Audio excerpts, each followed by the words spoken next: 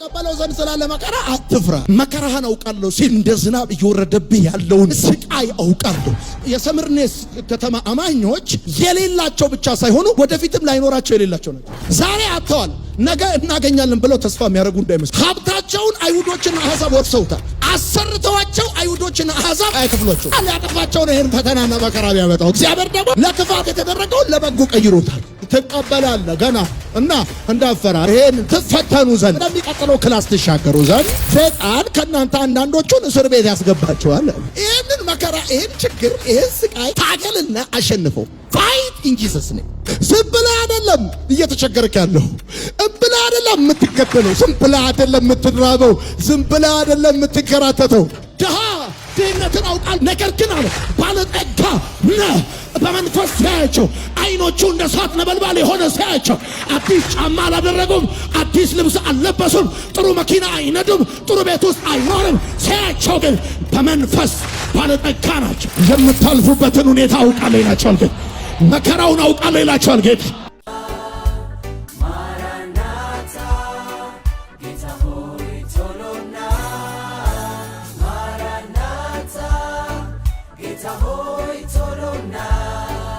በራእይ መጽሐፍ ምዕራፍ 2 ቁጥር 8 ጀምሮ በጌታ በኢየሱስ ስም አነባለሁ።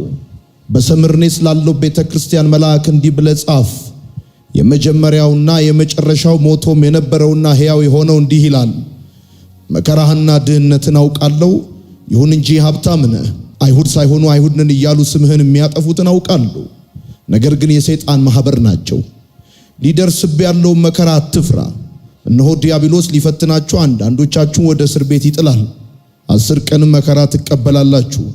እስከ ሞት ድረስ ታማኝ ሁን፣ እኔም የሕይወትን አክሊል እሰጥሃለሁ። መንፈስ ለአብያተ ክርስቲያናት የሚናገረውን ጆሮ ያለው ይስማ። ድል የሚነሳም በሁለተኛው ሞት ከቶ አይጎዳም። ዛሬ የሰምርኔስ ቤተክርስቲያን ብላችሁ ጻፉ። ሰምርኔስ፣ ለሰምርኔስ ቤተክርስቲያን አሁን ያነበብነው የሰምርኔስን ቤተክርስቲያን መልእክት ከመመልከታችን በፊት የሰምርኔስን ከተማ ማየትና መረዳት፣ ለሰምርኔስ ቤተክርስቲያን የተጻፈውን ደብዳቤ ለመረዳት በጣም ኢምፖርታንት ነው። የመጀመሪያውን ሐሳብ ስትጀምሩት ሰምርኔስ የሚለው የቃሉ ትርጉም ከርቤ ማለት ነው። ከርቤ እንደምታውቁት በጣም መራራ፣ ጎምዛዛ፣ ትንሽ ኮስተር ያለ ቅመም ነውና የከርቤ ጣዕሙ የሚወጣው ሲደቆስ፣ ሲታሽ፣ ሲወቀጥ ነው የሚወጣው። በአሁን ሰዓት አናዝር ተብላ የምትጠራ የቱርክ ከተማ ነች። ከኤፌሶን 56 ኪሎ ሜትር ርቀት ላይ የምትገኝ ከተማ ነች የሰምርኔስ ከተማ። እቺ ከተማ በግሪክ መንግስት ቅኝ ግዛት ስር የነበረች ከተማ ነች። በጣም ውብና በጣም ሀብታም የወደብ ከተማ ነች። በደንብ ታሪኳን ስታጠኑ ለጢባሪዎስ ቄሳር ቤተ መቅደስ የሰራች ከተማ ነች። ነዋሪዎቿን ደግሞ ነገስታቶቹን እንዲያመልኩ የምታስገድድ ከተማ ነበረች። በዓመት አንድ ጊዜ በሰምርኔስ ከተማ የከተማው ነዋሪዎች በጠቅላላ ወጥተው በአደባባይ ቄሳር ጌታ ነው እያሉ አዋጅ እንዲያውጁ የምታስገድድና ዕጣን እንዲያጥኑ፣ በዚህም ደግሞ ለንጉሳቸው ያላቸውን ታማኝነት እንዲያሳዩ የምታስገድድ ከተማ ነች። በጣም የሚገርማችሁ እና አፖሎ፣ አፍሮዳይትስ እና ሌሎችም ቤተ ጣዖቶች በከተማይቷ ላይ በስፋት የሚገኝባት ከተማ ነች የሰምርኔስ ከተማ። አፖሎና አፍሮዳይትስ የሚባሉት ቤተ ጣዖቶች ደግሞ 1000 ሴቶች በዝሙት አገልግሎት የሚያገለግሉ የሚገኙባቸው ቤተ ጣዖቶች ናቸውና ማንም ሰው እንደፈለገ ገብቶ ለዚህ ለፈርቲሊቲ አምላክ አምልኮ የሚያቀርብበት ቦታ እና የሰምርኔስን ከተማ ስትመለከቱ ከኤፌሶን 56 ኪሎ ሜትር ርቀት ላይ ነው የምትገኘው። የሰምርኔስ ነዋሪዎች ወንጌል የሰሙት ከኤፌሶን ሰዎች እንደሆነ መጽሐፍ ቅዱስን ስታነቡ ታገኛላችሁ። በሐዋርያት ሥራ መጽሐፍ ምዕራፍ 19 ላይ መመልከት ትችላላችሁ። በጣም በቅርብ ርቀት ላይ ነው የምትገኘው 56 ኪሎ ሜትር ርቀት ላይ እና እቺ ከተማ በዋነኛነት የምትታወቀው ለጢባሪዎስ ቄሳር ባላት ታማኝነት ነው። ቤተ መቅደስ ሰርታለታለች የከተማው እምብርት ላይ። በከተማው ዙሪያ ደግሞ በጣም ብዙ ቤተ ጣዖቶችን አበጅታለች። ነዋሪዎቿ ንጉሳቸውን እንዲያመልኩ የምታስገድድ ከተማ ነች። እንደነገርኳችሁ በዓመት አንድ ጊዜ የከተማው ሕዝብ ሁሉ ወጥቶ በታላቅ ድምቀት ቄሳር ጌታ ነው እያለ ያውጅ ነበር። እሱ ብቻ አይደለም፣ ዕጣን ያጥኑ ነበረ፣ መስዋዕት ይሰዉ ነበር ለቄሳር። ይሄንን በዓመት አንድ ጊዜ በሚደረገው ክብረ በዓል ላይ ለንጉሳቸው ያላቸውን ታማኝነትና መገዛት ለማሳየት ቄሳር ጌታ ነው እያሉ ለሚያውጁ ሰዎች ደግሞ የምስክር ወረቀት ትሰጥ የነበረች ከተማ ነች። እና የምስክር ወረቀት ከሌለ ስኳር አትወስድም፣ ዘይት አትወስድም። በአጠቃላይ የዛ ከተማ አማኞችን ከሲስተም እንዴት አድርገው እንዳወጧቸው ስታጠሩ በጣም ነው የምትገረሙት። ለዚህ ነው መጽሐፉ ሲናገር መከራህንና ችግርን አውቃለሁ ብሎ ከተጠቀሱት 7 አብያተ ክርስቲያናት መካከል ነቀፌታ ያልቀረበባት ቤተክርስቲያን አንዷ የሰምርኔስ ቤተክርስቲያን ነች። ሁለተኛዋ የፊላደልፊያ ቤተክርስቲያን ነች። እና በጣም በሚገርም ሁኔታ ስለዚህ ቤተክርስቲያን ስትመለከቱ ለምሳሌ እነዚህ የሰምርኔስ ከተማ ነዋሪዎች በከተማቸው በጣም ብዙ አይሁዶች ይኖሩ ነበር። እና በከተማቸው መካከል ላይ ከጢባሪዮስ ቄሳር ቤተ መቅደስ ቀጥሎ ለአይሁዶች ትልቅ ምኩራብ ሰርተውላቸው ነበርና አይሁዶች በዋነኛነት በዛ ምኩራብ ውስጥ ክርስቲያኖችን ወይም አማኞችን እንዲጠሉ የሚያረጉ ቅስቀሳዎችና ትምህርቶችን ይሰጡባቸው ነበር። በሰምርኔስ ከተማ በአማኞች ላይ ለሚደርስ መንገላታትና መከራ ዋነኛው ሚና የሚጫወቱት እነዚህ አይሁዳውያን እንደሆኑ ቀጥሎ የዚህ የሰምርኔስን ደብዳቤ ስትመለከቱ ታገኛላችሁ። የሐዋርያው ቅዱስ ዮሐንስ ልጅ ፖሊካርፕ የሚባለው የመንፈሳዊ ልጁ የ86 ዓመት ሽማግሌ ነው። እና ይሄንን ሰው ለሮማ ወታደር አሳልፈው የሰጡ አይሁዶች እዛ ሰምርኔስ ከተማ የሚኖሩ አይሁዶች ናቸው። ፖሊካርፕን በከተማይቱ አደባባይ በእሳት አቃጥላ የገደለች ከተማ ነች። ለቄሳር ያላትን ታማኝነት በግልጽ የምታሳይ ለቄሳር ታማኝ ናቸው ብላ ለምትላቸው ሰዎች በነፍስ ወከፍ በየቀበሌ ገበሬ ማህበሩ በየጎጡ ሰርቲፊኬት የምትሰጥ ያንን ሰርቲፊኬት ካልያዝክ ደግሞ በየትኛውም አይነት ማህበራዊም ሆነ የንግድ እንቅስቃሴ ላይ እንዳትሳተፍ አድርጋ በክርስቶስ ያመኑ አማኞችን ከሲስተም የምታወጣ ከተማ ነች። በመግቢያ ላይ እንደነገርኳችሁ የሰምርኔስ ከተማ ነዋሪዎች ወንጌል የሰሙት ከኤፌሶን ሰዎች ነው። ቁጥር 1 ጻፉ። አንደኛ ጌታ ስለራሱ የሰጠው መግለጫ ብላችሁ ጻፉ። በዚህ በእያንዳንዱ ደብዳቤ ካስታወሳችሁ ሲጀምር ምንድነው የሚለው? የቤተክርስቲያኒቱን የመልእክቱ መዳረሻ የቤተክርስቲያኒቱን መጋቢ መነሻ በማድረግ ነው ደብዳቤውን የሚጽፈው። ለሰምርኔስ ቤተክርስቲያን መልአክ እንዲህ ብለህ ጻፍ እንደሚል ልክ እንደዚሁ መጀመሪያ ላይ ታችኋል። ለሰምርኔስ የሚለውን ለዛ ቤተክርስቲያን መጋቢ እንደተናገረ ታውቃላችሁ። ቀጥሎ ስለ ተናጋሪው ክብርና ታላቅነት እያንዳንዱ ደብዳቤ ይጽፋልና የሚገርማችሁ ጌታ ለሰባቱም ቤተክርስቲያን ራሱን የሚያስተዋውቀው ቤተክርስቲያኖቹ ባሉበት ሁኔታ ትዩ ነው። በዛ አንጻር ነው ራሱን የሚያስተዋውቃቸውና በዚህ ቦታ የምትመለከቱት ጌታ ስለ ራሱ የሰጠው መግለጫ ምን ይመስላል የሚለው እናያለን። ተራ ቁጥር 1 ጌታ ስለ ራሱ የሰጠው መግለጫ ስትመለከቱ በዚህ ቦታ መጀመሪያውና መጨረሻው አይደለም የሚለው የሞተውና ሕያው የሆነው ብሎ ስለ ራሱ መግለጫ ይሰጣል ለሰምርኔስ ቤተክርስቲያን። ይሄ ጌታ ስለ ራሱ የሰጠው መግለጫ 2 ነገሮችን ያመላክታል። አንደኛው ታማኝነታቸው የሚመሰክር ነው። የሰምርኔስ ክርስቲያኖች ለወንጌል ያላቸው ለጌታ ያላቸውን ታማኝነት የሚመሰክር ነው። የጌታ ስለ ራሱ የሚሰጠው መግለጫ የነዛን ክርስቲያኖች ታማኝነት የሚመሰክር ነው። ሁለተኛው ደግሞ ማበረታቻ የያዘ መግለጫ ነው። ኢንከሬጅ ያደርጋቸዋል፣ ያበረታታቸዋል ማለት ነው። በሌሎቹ ደብዳቤዎች ሁሉ ስትመለከቱ ምንቅፍባችሁ ነገር አለ ብሎ በግልጽ ስለሚነቅፍባቸው ነገር ይናገራል። ለሰምርኔስ ቤተክርስቲያን ግን አትፍሪ ብሎ ስለራሱም ደግሞ መጀመሪያና መጨረሻ የሞተውና ሕያው የሆነው ብሎ ራሱን ያስተዋውቃቸዋል። ስለዚህ የምትጽፉ ሰዎች ጌታ ስለራሱ የሰጠው መግለጫ ካላችሁ በኋላ ይሄ መግለጫ አንደኛ ታማኝነታቸው የሚመሰክር መግለጫ ነው። ሰዎቹ ለጌታ ያላቸውን ታማኝነት፣ ትክክለኝነት በከፍተኛ ዋጋ ውስጥ ሆነው እንኳን ዋጋ እየከፈሉ ጄኒውን የሆነ ክርስትና ያስኬዱ እንደነበረ የሚያሳይ ነው። ሁለተኛው የሚያበረታታ መግለጫ ነው። እንደሚታወቀው ቄሳር በዛ ዘመን በሰምርኔስ ከተማ በሚገኙ ክርስቲያኖች ላይ እስራት ብቻ ሳይሆን ሌሎች ልዩ ልዩ መከራና ስቃይ ያደርስባቸው ስለነበረ በዛ የሚገኙ አማኞች አንድ ጥያቄ ነበረባቸው። ከፍተኛው ስልጣን በቄሳር እጅ ነው ወይስ በእግዚአብሔር እጅ ነው የሚል የእያንዳንዱ ክርስቲያን በተለይም በሰባቱ አብያተ ክርስቲያናት የሚገኙ ክርስቲያኖች ጥያቄ ነው። ምክንያቱም ቄሳር የወደደውን ያድናል፣ የጠላውን ይገላል፣ እንደፈለገ ያደርጋል፣ ይደበድባል፣ ያስራል፣ በአንበሳ ያስበላል፣ በዘይት ይቀቅላል፣ ወስዶ ደግሞ በድንጋያማ የሆነች ፍጥሞ ወደ ሴት ላይ ይጥላል። ሐዋርያት አይፈራም፣ መሪ አይፈራ፣ ተከታይ አይፈራምና እነዚህ የሰርምኔስ አማኞች በዋነኛነት አንዱ ጥያቄያቸው ቄሳር የፈለገውን ነገር የሚያደርግ ከሆነ ታዲያ ትልቁ ስልጣን ያለው በቄሳር እጅ ነው ወይስ በእግዚአብሔር እጅ ነው የሚል ጥያቄ ነበረባቸው ሰዎቹ። ይሄንን ሲመልስ ጌታ እንደዚህ ይላል፣ መጀመሪያና መጨረሻ ይላል። ጻፉ ቀጥላችሁ፣ መጀመሪያና መጨረሻ። ጌታ ሲመልስላቸው ለዚህ ጥያቄያቸው ከፍተኛው የስልጣን እርከን በቄሳር እጅ ነው ወይስ በእግዚአብሔር እጅ ነው ብለው ለሚጠይቁ ሰዎች ጌታ ሲመልስላቸው ምን ይላል? መጀመሪያና መጨረሻ ይላል። ይሄ መጀመሪያና መጨረሻ የሚለው ቃል ስልጣን ሁሉ የሱ እንደሆነ የሚያሳይ ዘላለማዊ ስሙ ነው። እናንተ ቅዱሳን ሁላችሁ ስልጣን ሁሉ በሰማይና በምድር የሱ ብቻ እንደሆነ የሚያሳይ ዘላለማዊ ስሙ ነው። የቱ? መጀመሪያና መጨረሻ የሚለው ስልጣን ያለው በቄሳር እጅ አይደለም። ስልጣን ያለው በነገስታቶች እጅ አይደለም።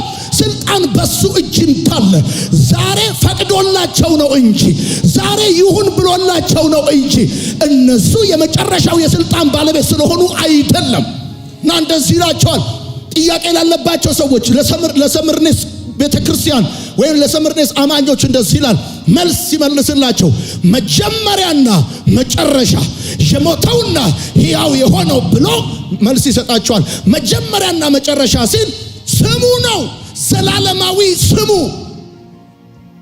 ስልጣን ሁሉ የሱ እንደሆነ የሚያሳይ ስሙ። ለምን? በትንቢተ ኢሳይያስ መጽሐፍ ምዕራፍ 48 ቁጥር 12 ላይ የእግዚአብሔር ቃል ሲናገር እንደዚህ ይላል፣ ያዕቆብ ሆይ የጠራው እስራኤል ሆይ ስማኝ፣ እኔው ነኝ፣ ፊተኛው እኔ ነኝ፣ ኋለኛውም እኔ ነኝ። ምድርን የመሰረተች የኔው እጅ ናት፣ ሰማያትን የዘረጋች ቀኝ እጄ ናት። በምጠራቸው ጊዜ ሰማያት ሁሉ በአንድነት ይቆማሉ። ዩኒቨርስ በጠቅላላ ስጠራቸዋል ሁሉ በአንድነት። ይሄ አምላካችሁ ነው። ይሄ የእናንተ ጌታ ነው። ባክጩና አሜን በል። ምን አይነት ነገር ነው ባካችሁ? ሁላችሁ በአንድነት ተሰብሰቡ አድምጡም። ከጣዖቶች አስቀድሞ እነዚህን የተናገረ ማን ነው ይላል። ለምን መሰለ? በዛ ዘመን ብዙ ጣዖቶች ከተማውን ሞልተውታል። የአርጤምስስና የዲያና ኤፌሶን ከተማ ታስታውሳላችሁ። በዚህ በሰምርኔስ ከተማ ራሱ የምትመለከቱት አፖሎ፣ አፍሮዳይት የተባሉ ትልልቅ ቤተ ጣዖቶች አሉ። ትልልቅ የሚመለኩ ጣዖቶች አሉ። እነዚህ ጣዖቶች ሰማያትን ቢጠሯቸው አይታዘዙላቸው። እሱ እንደዚህ አለ፣ እኔ ነኝ አለ፣ ፊተኛም ነኝ አለ፣ ኋለኛም ነኝ አለ። ሰማያትን አለ እጠራቸዋለሁ አለ፣ ሁሉም አለ በአንድነት ይሰበሰባሉ አለ። ባክጩና አሜን በል።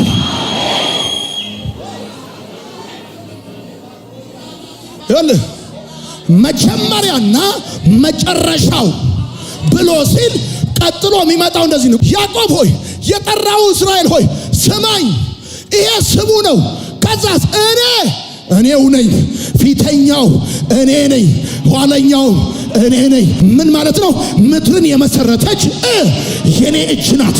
ባለስልጣኑ እኔ ነኝ፣ ባለመብቱ እኔ ነኝ፣ የማዘው እኔ ነኝ፣ የማስተዳድረው እኔ ነኝ፣ የማስወጣው እኔ ነኝ፣ የማስገባው እኔ ነኝ። ባክጩና አሜን በል። እኔ ነኝ የማዘው። ምድርን የመሰረተች እጄ ናት። በሌላ አማርኛ ለሰምርኔስ ቤተክርስቲያን ለሰምርኔስ አማኞች የመጀመሪያውና የመጨረሻው ብሎ ሲላቸው ዘላለማዊ ስሙን ስልጣን ሁሉ የሱ እንደሆነ የሚያሳየውን ስሙን ነው የሚነግራቸው። ስልጣን የቄሳር አይደለም።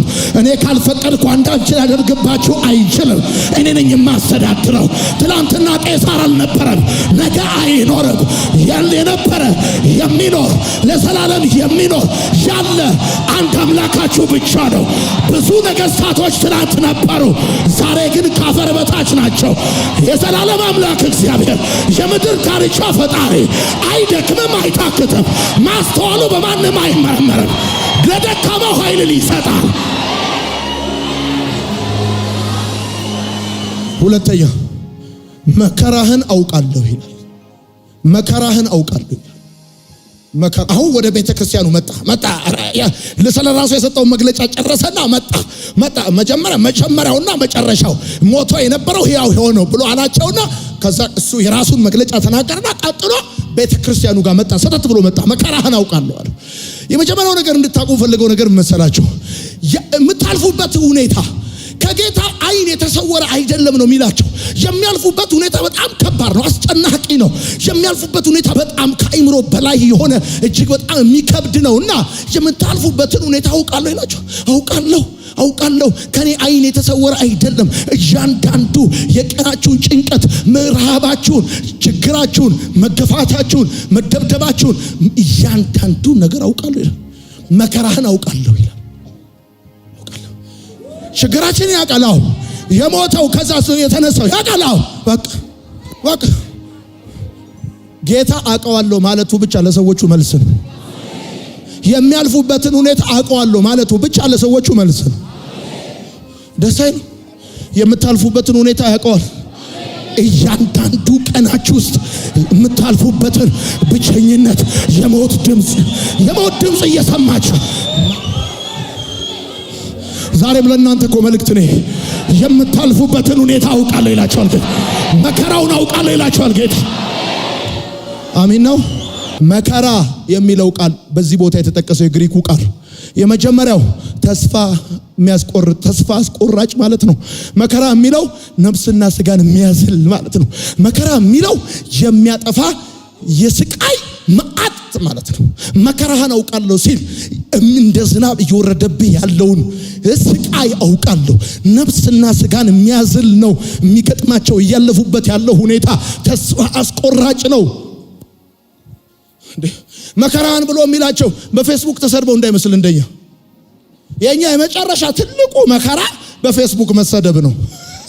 እነዚህ ሰዎች ላይ የሚወርድባቸው እሳት ልንገርህ፣ የስቃይ መዓት የሚል የግሪኩ ቃል መከራ የሚል የስቃይ መዓት ማቆሚያ የለውም። ከሳምንት ሳምንት ኮንፈረንስ ነው የሚመስለው። ከዓመት ዓመት ነው ሰዓቱን የሚያደደው። ጢባሪዎስ ቄሳር በተገኙበት እንዲያዙና እንዲገደሉ ነው። ራሱ ትልቁን ሰውዬ 86 ዓመት ትልቁን ሰውዬ ፖሊካርፕን ከተማው መሃል ላይ ነው በሳት ያነደዱት። ፖሊካርፕ ከተወሰኑ ደቂቃዎች በኋላ ዱቄት ነው የሆነው እና መከራን አውቃለሁ መከራን አውቃለሁ አላቸው። ተስፋ አስቆራጭ በሆነ ሁኔታ እያለፍክ ነፍስና ስጋን በሚያዝል ሁኔታ ውስጥ ያዝለዋል። ሰዎቹ ዝለዋል።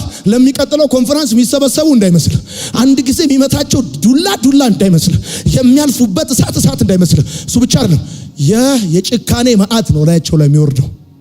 ከዛ ቀጠለና እንደዚህ አላቸው፣ ችግርህን አውቃለሁ አላቸው። ሶስተኛ ጻፉ፣ ችግርህን አውቃለሁ። አሁን የመጀመሪያው መከራህን አውቃለሁ ነው። ሁለተኛው ችግርን አውቃለሁ። ድህነትን አውቃለሁ ነው። ችግርን አውቃለሁ፣ ማጣትን አውቃለሁ። እሺ፣ ይሄ ችግርን አውቃለሁ፣ ድህነትን አውቃለሁ፣ ችግርን አውቃለሁ፣ ማጣትን አውቃለሁ፣ ድህነትን አውቃለሁ የሚለው ሐሳብ ማለት ነው። ምን ማለት መሰላችሁ? በዚህ ቦታ የተጠቀሰው የግሪኩ ቃል ድሃ የሚለው፣ ድህነት የሚለው፣ ችግር የሚለው፣ ማጣት የሚለው ሐሳብ ምን መሰላችሁ? እነዚህ የሰምርኔስ ከተማ አማኞች የሌላቸው ብቻ ሳይሆኑ ወደፊትም ላይኖራቸው የሌላቸው ናቸው። ዛሬ አጥተዋል፣ ነገ እናገኛለን ብለው ተስፋ የሚያደርጉ እንዳይመስሉ። ለምን መሰለ? ሀብታቸውን አይሁዶችና አሕዛብ ወርሰውታል። አንድ ሁለተኛ፣ የማጣታቸው የድህነታቸው ምክንያት መሰለ? አሰርተዋቸው አይሁዶችና አሕዛብ አይከፍሏቸውም። እና የከተማው የመጨረሻ ውዳቂ የወደቀ የወረደ ድሃ የሚለው ቃል ከድህነት ወለል በታች የሌላቸው ብቻ ሳይሆን ወደፊትም ላይኖራቸው የሌላቸው የሆኑ ክርስቲያኖች ናቸው። ቆሻሻ ገንዳ ላይ ካያቸው እነሱ ናቸው የሚለቅሙት። የመጨረሻ ውዳቂ ናቸው፣ ለማኝ ናቸው። ከዛ እንደዚህ ናቸዋል፣ ድሃ ድህነትን አውቃለሁ አለና እንደዚህ አለ።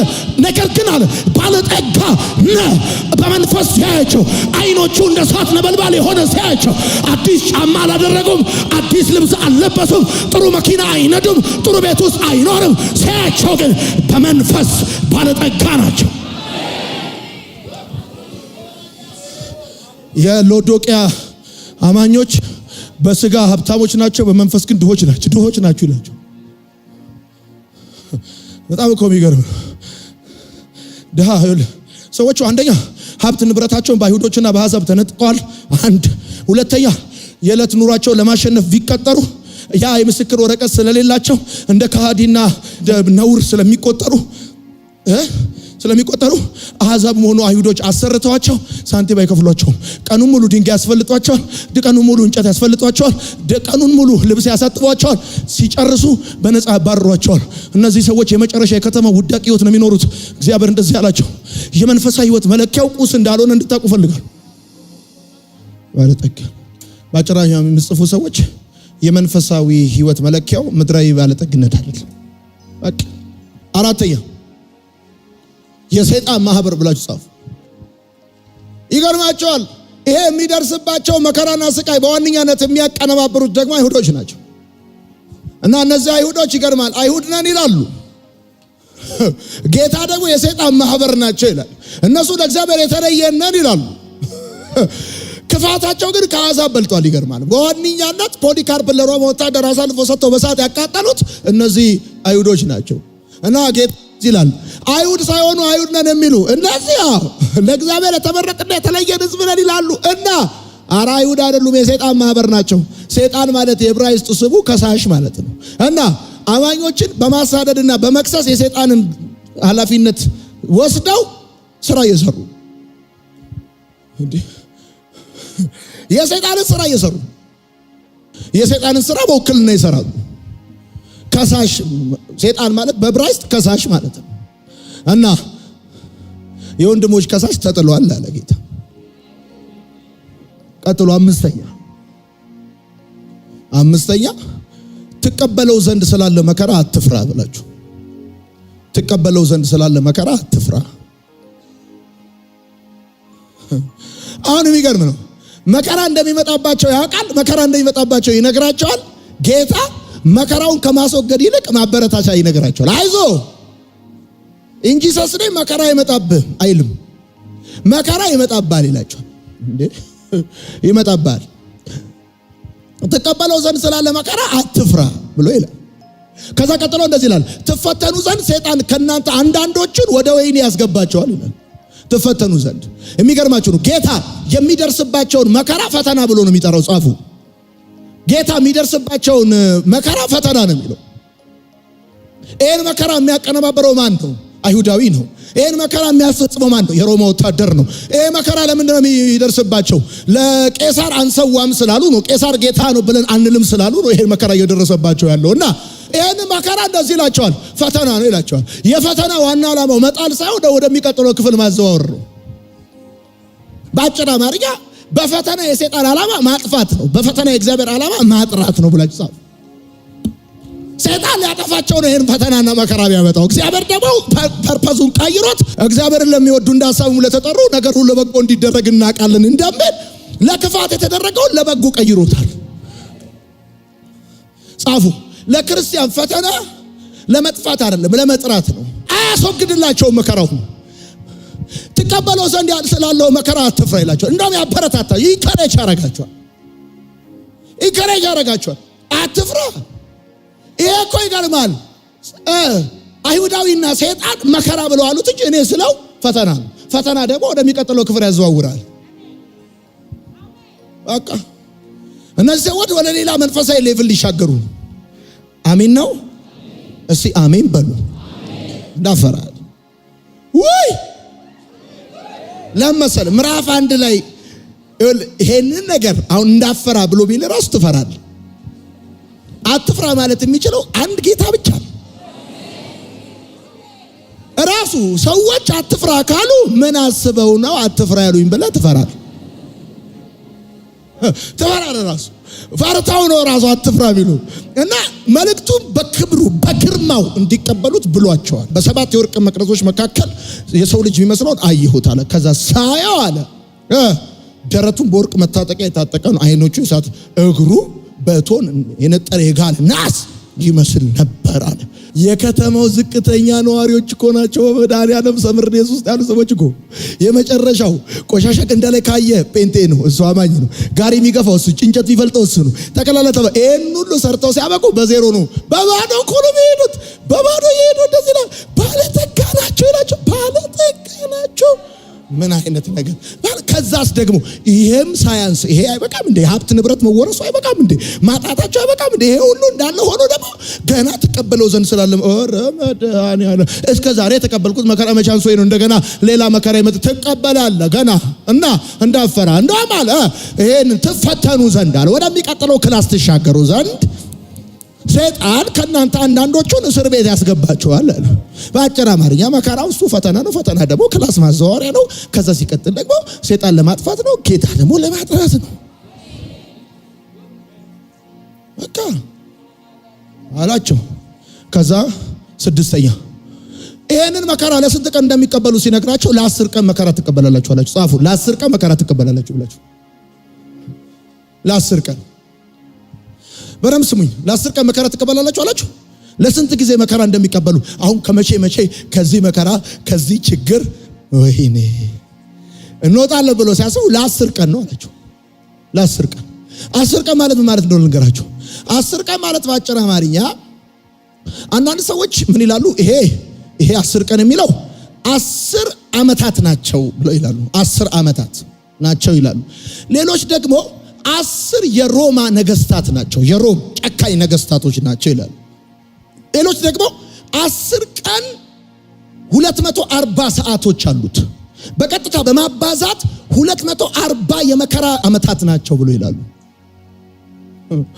10 ቀን ማለት ይሄ የጣት ቁጥር እንዳይመስልህ 7 የፍጹምነት ምልክት እንደሆነ እና እንደኛ እምነትና መረዳት ደግሞ የምናስተምረው እንዴት ነው? 10 ቁጥር ማለት ጻፉ 10 ቁጥር ማለት ረጅም ጊዜንና ማቋረጫ የሌለውን ነገር የሚያመለክት ቁጥር ነው። 10 ቁጥር 7 ቁጥር የፍጹምነት ቁጥር ነው ታውቃላችሁ። 6 ቁጥር ጎደሎ ቁጥር ነው።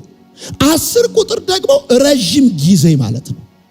ረጅም ጊዜ ማለት ነው። ማቋረጫ የሌለው ማለት ነው። አሁን ባጭር አማርኛ ልንገርህ የሚነግራቸው ደግሞ እንደዚህ ብሎ እኮ ነው። እነዚህ ሀብት ንብረታቸው የተወረሰባቸው ሰዎች፣ እነዚህ ሰርተው የማይከፈላቸው ድሆች፣ መናጢ ከድህነት ወለል በታች የሆኑ ሰዎች እንደዚህ ይላቸዋል። ለ10 ቀን መከራ ትቀበላላችሁ ማለት ረጅም ጊዜ መከራ ትቀበላላችሁ። ረመዳን ደሞዝ ማቋረጫ የለውም። ስንት ጊዜ ነው አይተው መቼ እንደሚቋረጥ አያውቅም። ይሄ አሁን ያለው መገፋት፣ አሁን ያለው መከራ፣ ይሄ አሁን ያለው መሰደድና ስቃይ ለስንት ጊዜ እንደሚቆይ አይታወቅም። እንደ ለ2 ዓመት ቢሆን እችለዋለሁ ትላለህ፣ ለ3 ዓመት እችለዋለሁ ትላለህ። ጊዜው ለማይታወቅ ቁጥር መቼ እንደሚያልቅ እኮ አይታወቅም። እንዴ እኛ እኮ ሰዎች ገላመጡን ብለን አይደል ቸርች የምንቀረው? ገላመጡ በምን አወቅ? ማቋረጫ የሌለው ማለት ነው ካላችሁ ኢዮብ መጽሐፍ ምዕራፍ 19 ቁጥር 3 እንደዚህ ይላል። ይኸው ኢዮብ መጽሐፍ ምዕራፍ 19 ቁጥር 3 እነሆ 10 ጊዜ ዘለፋችሁኝ፣ ያለ እረፍትም በደላችሁኝ። 10 ጊዜ ዘለፋችሁኝ ያለ እረፍት። 10 ቁጥር ማለት ማቋረጫ ጊዜ፣ እረፍት የሌለው ፋታ የሌለው መከራ ነው የምትቀበሉት። 10 ቁጥር እረፍት የሌለው ማለት ማቋረጫ የሌለው ረጅም ጊዜ ማለት። 8 ነጥብ ነው የምናየው። 7ኛ በሰማይ ስለሚጠብቃቸው አክሊል ብላችሁ ጻፉ። ቀጥሎ የሚነግራቸው በሰማይ ስለሚጠብቃቸው አክሊል። ይሄንን መከራ፣ ይሄን ችግር፣ ይሄን ስቃይ ታገልና አሸንፈው። ፋይት ኢን ጂሰስ ኔም ፋይት። በደምብ ስሙኝ። አክሊል 2 አይነት አክሊል አለ። ጻፉ። 2 አይነት አክሊል አለ። የመጀመሪያው አክሊል ዲያደማ የሚባል አክሊል ነው። ጻፉ። የመጀመሪያው አክሊል ዲያደማ የሚባል አክሊል ነው። ዲያደማ ይባላል። ዲያደማ ማለት ንጉስና የንጉስ ልጅ ስትሆን የሚሰጥህ ማለት ነው። ንጉስና የንጉስ ልጅ ስትሆን የሚሰጥ አክሊል ነው። ንጉስና የንጉስ ልጅ ስትሆን የሚሰጥ አክሊል ነው። 2 አይነት አክሊል አለ። የመጀመሪያው ዲያደማ ነው። ንጉስና የንጉስ ልጅ ስትሆን የሚሰጥ አክሊል ነው። ቀጥሉና እንዲህ ብላችሁ እዛው ጋር ቲክ አድርጉና ከወርቅ የሚሰራ ነው። ከወርቅ የሚሰራ ነው። ከዛ ስትቀጥሉ የንግስና ምልክት ነው ብላችሁ ጻፉ። የንግስና ምልክት ነው። የንግስና ዲያደማ የሚለው የንግስና ምልክት ነው። ጻፋችሁ። ሁለተኛው የአክሊል አይነት ደግሞ እስጢፋኖስ ይባላል። እስጢፋኖስ የምትባሉ ሰዎች በአጭር አማርኛ አክሊል እንደማለት ናቸው። እስጢፋኖስ ደግሞ በውድድርና በትግል ጻፉ። በውድድርና በትግል የሚሰጥ የአሸናፊነት ምልክት ነው። ምልክት ነው። የአሸናፊነት ምልክት ነው። እስጢፋኖስ ምልክት ነው። አሁን የሚነግራቸው ምን እንደሆነ ንገርህ። ይህን መከራ፣ ይህን ችግር፣ ይህን ተግዳሮት ተጋፍጠው እንዲያሸንፉ እንደዚህ ይላቸዋል። ትቀበለው ዘንድ ስላለ መከራ ምንም አትፍራ፣ ምክንያቱም ሽልማት አዘጋጅቼልሃለሁ። ልሸልም ነው። ዝም ብለህ አይደለም እየተቸገርክ ያለው፣ ዝም ብለህ አይደለም የምትገደለው፣ ዝም ብለህ አይደለም የምትራበው፣ ዝም ብለህ አይደለም የምትከራተተው። እቺ ዓለም ነጥቃ ሊሆን ይችላል። እኔ ግን በጌታ ሆኖ ያለ አክሊል እንደመሆን ምስኪንነት የለም እና እንደዚህ ይላል፣ የሕይወትን አክሊል እሰጥሃለሁ። እስከ ሞት ድረስ የታመንኩናል። እስከ መቸገር አይደለም፣ እስከ ማጣት አይደለም፣ እስከ ሞት ድረስ የታመንኩ። ለምን? የሕይወትን አክሊል እሰጥሃለሁ አለ። እስጢፋኖስ ለ5 ይከፈላል። ጻፉ። እስጢፋኖስ ለ5 ይከፈላል። 5 አይነት ነው እስጢፋኖስ የሚባለው አክሊል። የመጀመሪያው የማይጠፋ አክሊል ይባላል። ጻፉ። የማይጠፋ አክሊል፣ የማይጠፋ አክሊል። ለውድድር የሚዘጋጅ ማንኛውም አንደኛ ቆሮንቶስ መጽሐፍ ምዕራፍ 9 ቁጥር 25 ለውድድር የሚዘጋጅ ማንኛውም ሰው በሁሉም ነገር ራሱን ይገዛል። እነርሱ አላፊ ጠፊ የሆነውን አክሊል ለማግኘት ይደክማሉ። ሌላ አለ የማይጠፋ የሚባል አክሊል። ይሄ አክሊል የሚገኘው ጻፉ የሚገኘው ይሄ የማይጠፋ አክሊል የሚገኘው ጻፉ የሚገኘው አላችሁ የሚገኘው ራስን በመግዛት ነው። ራሳቸው ለሚገዙ ሰዎች የሚሰጥ አክሊል ነው። ይሄ የማይጠፋ አክሊል የሚባለው ሰልፍ ዲሲፕሊን ላላቸው ራሳቸው ለሚገዙ ሰዎች የሚሰጥ አክሊል አይቀርም። ለውድድር የሚዘጋጅ ማንኛውም ሰው በሁሉም ነገር ራሱን ይገዛል። ነገር ግን በዚህ የምድር ላይ ውድድር፣ ሩጫ ምናምን ስፖርት ምናምን የሚሰጣቸው አክሊል የሚጠፋ ነው። ራሳቸውን ገዝተው ራሳቸውን አስለምደው ሰልፍ ዲሲፕሊን አርገው የሚቀበሉት አክሊል የሚጠፋ ነው። አንተ ግን በመንፈሳዊ ሕይወት ራስን ገዝተህ የምትቀበለው የማይጠፋ አክሊል አለ። አንዱ አክሊል የማይጠፋ አክሊል ይባላል። እኛ ግን ለዘላለም ተመልከት፣ የማይጠፋውን አክሊል ለማግኘት እንደክማለን። አንድ አለ ከአክሊል አይነት የማይጠፋ የሚባል። ሁለተኛ ጻፉ። ሁለተኛ የደስታ አክሊል። አሁን ይሄንን ስነግራችሁ እንዴት ደስ እንደሚላችሁ ይኸው የደስታ አክሊል ይባላል። እዩኝ ነኝ። ይሄን አክሊል የምታገኙት ወንጌል በመመስከርና ደቀ መዝሙር በማፍራት የሚሰጥ አክሊል ነው። የደስታ አክሊል። አሜን በይ።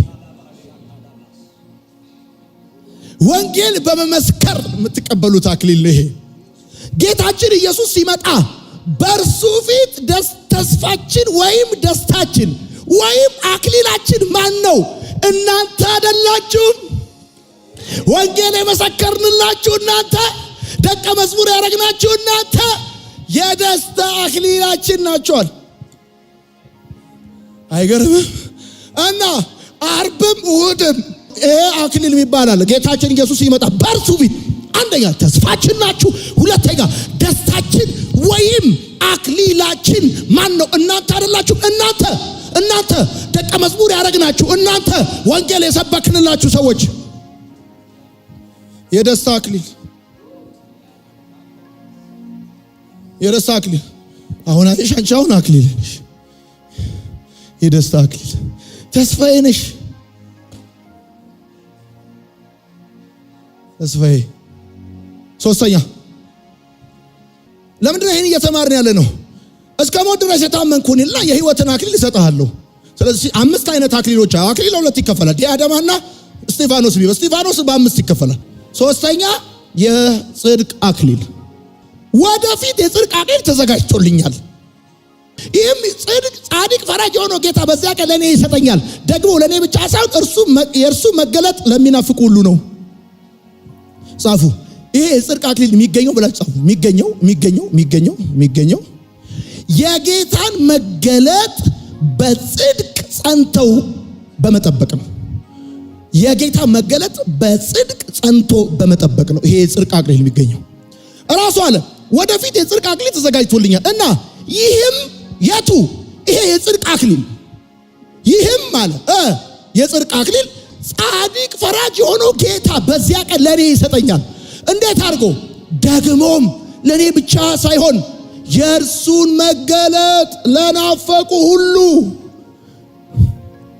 መገለጡ ለናፈቁ ሁሉ የሚሰጥ የጽድቅ አክሊል መገለጡን ለናፈቁ ለኔ ብቻ አይደለም። የጽድቅ አክሊል ተዘጋጅቶላቸዋል። አትመጣም ወይ? ማራናታ ጠዋት ፀሐይ ሲወጣ ማታ ፀሐይ ሲገባ ላይ ናፍቃለሁ። የእርሱን መገለጥ በጽድቅ ጸንተው ለሚጠብቁ ሰዎች የተዘጋጀላቸው የጽድቅ አክሊል አለ። የሚገኘው የእርሱን መገለጥ በጽድቅ ጸንተ በመጠበቅ ነው። አራተኛ የህይወት አክሊል አላችሁ። የህይወት አክሊል ይሄ የሚገኘው ጻፉ በፈተና ውስጥ በመጽናት ነው የህይወት አክሊል የሚገኘው። እና ያንዳንዱ ጉዳይ አሁን የዘረዘርነው ሁሉ ያሸልማቸዋል። ይገርማል። አንዳንድ ሰው አምስቱንም አክሊል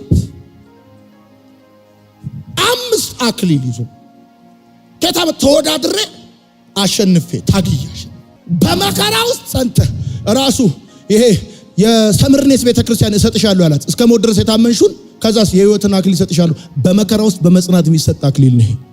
አምስተኛው የክብር አክሊል የክብር አክሊል 5 አይነት እስጢፋኖስ አክሊል አለ። አምስተኛው የክብር አክሊል ይባላል። ይሄ ደግሞ የሚገኘው የእግዚአብሔርን መንጋ በታማኝነት በመጠበቅ ነው። ጻፉ የእግዚአብሔርን መንጋ በታማኝነት በመጠበቅ ነው። የእረኞች አለቃ በሚገለጥበት ጊዜ የማይጠፋውን አክሊል ትቀበላላችሁ። ይሄ ክብር አክሊል ነው። ለመጋቢዎች የሚሰጥ አክሊል አይገርምም? ለፓስተሮች የሚሰጥ አክሊል፣ ለቤተ ክርስቲያን መጋቢዎች በታማኝነት መንጋው ለጠበቁ የሚሰጥ የክብር አክሊል አለ። 8ኛ እና የመጨረሻ 8ኛ ማለት 7ኛ በሰማይ ስለሚጠብቃቸው አክሊል ነገራቸው። አረ እስከ ሞት ድረስ የታመንኩን የህይወትን አክሊል እሰጥሃለሁ አላቸው። በመከራው ስለሚጸና ሰው የሚሰጥ አክሊል ማለት ነው። 8ኛ የመጨረሻው ሁለተኛ ሞት ብላችሁ ጻፉ። አሁን ለሰምርኔስ ቤተክርስቲያን ወይም ለሰምርኔስ ከተማ አማኞች የሚነግራቸው አንድ የሚሰጣቸው ማስተዛዘኛ አንድ ጉዳይ ብቻ ነው። አሁን በዚህ ምድር ኑሯችሁን ቀይረዋለሁ፣ ኢኮኖሚያችሁን ቀይረዋለሁ አይደለም የሚላቸው አንድ ጉዳይ ብቻ ነው። እንደዚህ ኖራችሁ ተቸገራችሁ ተሰደዳችሁ ተስፋ በሚያስቆርጥና ነፍስና ስጋን በሚያዝል እንደዚሁም በጭካኔ መዓት ተጥለቀለቃችሁ በቃ መጨረሻ ላይ በሁለተኛው ሞት አትጎዱም አላችሁ። ከዚህኛው ሞት ያድነናል ብሎ እኮ የሚጠብቁት እነሱ በሁለተኛው ሞት አትጎዱም። ለምን? ጉዳት ዛሬ መሞት ሳይሆን ዘላለም መሞት ነው። ጻፉ። ወይኔ ጉዳት ኪሳራ ዛሬ መሞት አይደለም፣ ዘላለም መሞት ነው። ዘላለም መሞት ነው። የሞት ዛሬ መሞት አይደለም፣ የሞት ዘላለም መሞት ነው። እና እንደዚህ ይላቸዋል፣ በሁለተኛው ሞት አትጎዱም። አሁን የምትሞቱት እናንተ ለጊዜው ነው፣ እስኪመጣ መለከት እስኪነፋ ነው። አሁን የምትሞቱት ለጊዜው ነው። ሌላ አለ ሁለተኛ ሞት የሚባል ኢየሱስን ባለማመን ምክንያት በሁለተኛ ሞት አትጎዱም አላችሁ። ይሄ ሁሉ እዚህ ቤት ያለ በሁለተኛ ሞት የማይጎዳ እባክህ በደንብ አድርግና አሜን በል። ለምን መሰለ? በሞተው ከዛስ ከሞት በተነሳው በቀራንዮ መስቀል ላይ ራሱን ለሰው ልጆች አሳልፎ በሰጠው በሱ ያመነ የዘላለም ሕይወት እንዲኖረው እንጂ እንዳይጠፋ እግዚአብሔር አንድያ ልጁን እስኪሰጥ ድረስ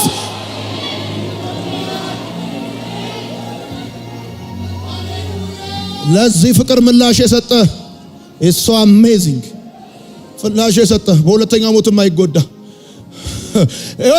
አሁንማ ስትሞት ይገርማል። ዋይ ብሎ ይቀብረዋል። ወድሜ ብሎ ይቀብረዋል። በሁለተኛው ሞት ይገርማል። ይሄኛው ሞትማ እኮ ጉዳት አይደለም። ቀባሪ አለ፣ ንፍሮ አለ፣ ፍርፍር አለ፣ ብዙ ጉዳይ አለ በዚህኛው ሞት ላይ። ጌታ እንደዚህ አለ፣ በአብ በወልድ በመንፈስ ቅዱስ ስም እያጠመቃችኋቸው አለ።